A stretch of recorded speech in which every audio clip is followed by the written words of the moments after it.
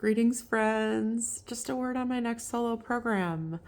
I wanted to kind of explain why you've seen what you've seen from me on social media recently and what you can expect going forward. I'm building a program. I don't have any concerts set for this spring, and that's actually a welcome thing. Just taking this time to get ready for next season. So, the program title is called Forests and Fairy Tales. This is a theme that emerged for me from like all this research of repertoire that I did a few months ago, just exploring.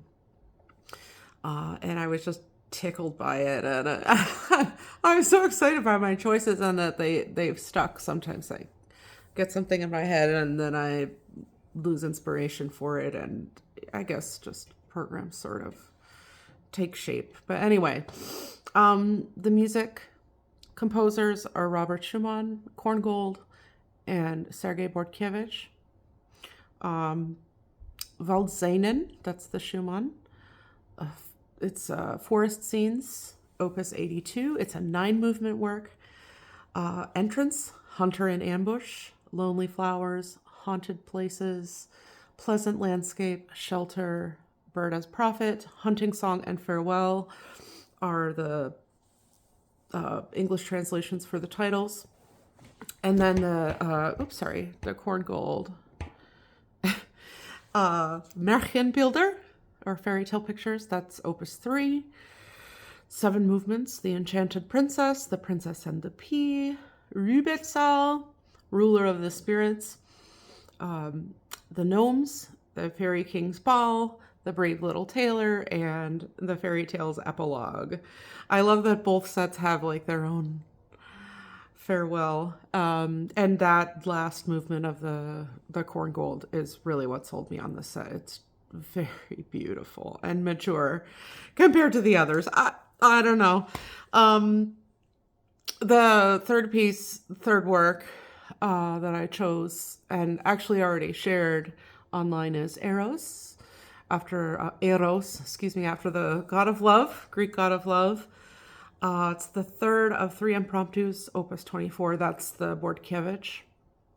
So that's the program so far. It's a little short. I would take suggestions for an additional 10 or 15 minute work if anyone has any ideas that would fit with my theme. I realize these are somewhat obscure. The Korngold is obscure. I mean, not Korngold himself, but this piece, nobody plays it.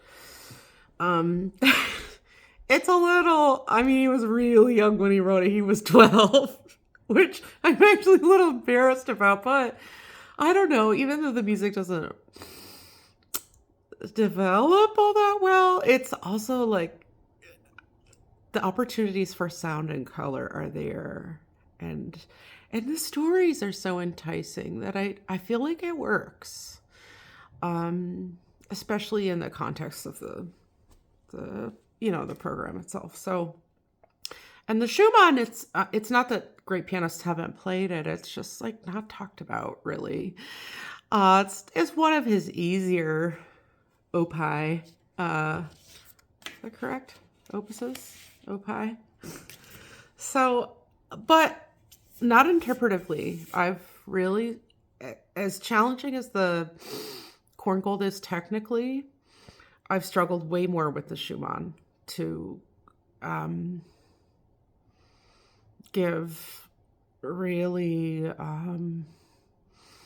cohesive, convincing renderings of those pieces. So, there's so much detail and so much that's like hidden that just emerges over time as you study these pieces. And it's great music. And personally, I never really related to Schumann when I was younger. And I never ever made sense of him until I started playing his songs with singers. And then I understood. I knew what the phrasing was about. I just was like, okay, there's some structure here. Um, so, and this set is kind of like playing songs, but I'm the singer and the pianist.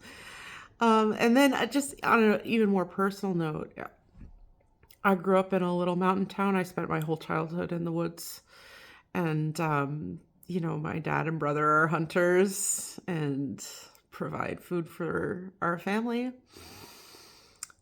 And I think back on my time in the woods and the places I explored and hiked and still do when I can. I tend to spend my free time on music. It's my free time. I still try to get out in the woods now and then, but I mean, you know how it is if you do this. It's on a single walk, there might be spots in the woods where you have sort of an uneasy feeling, like something happened here, or some creature lives here, or I don't know, maybe something magical, or just a patch of sunlight coming through the trees. That makes that's just totally blissful, or it's comforting. It's all these things. I mean, the woods, it's everything to me. So this set and the places it goes, it's just like, I feel like I've seen all those places in real life. So that's the why the Schumann is ever more enticing for me. The Korngold has, I realize I'm a few minutes in here, but I'm also excited to talk about this, so I'm just going to continue. The Korngold has really, the title's like Rübezahl. I didn't know this, but he's a legendary character, a folk character from German, Polish, and Czech folklore. So yeah, I just thought like, oh, the translation of Rübezahl is ruler of the spirits. Well, no, that's like, he's a character. And known for being a trickster and changing forms. The Lord of the Mountains, so he could change the weather. He might appear on the trail as an old lady. And if you're generous to the old lady, he blesses you.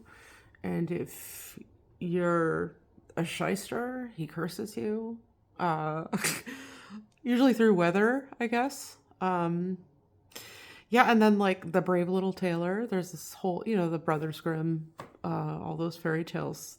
That's, I think, part of that collection, but it's about a humble but very cunning little tailor man who basically tricks a giant and then a king into believing that he has these superpowers. There are several stories that fit into this story, but probably the most notable one is that the king offers the tailor half of his kingdom and his daughter's hand in marriage if the tailor can kill 2 giants. So the tailor tricks these giants into fighting each other to the death, and then takes credit for killing them. So he gets his kingdom.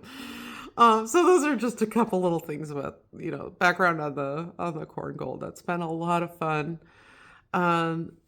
Thanks for any interest that you might have in this music. Definitely looking for a little bit more to beef up the program and places to play. Could be anywhere. I will travel. So the right person sees this and this sounds good, and you know somewhere that would take interest in this program and in me, I'd be very grateful to you for reaching out. Take care. Bye.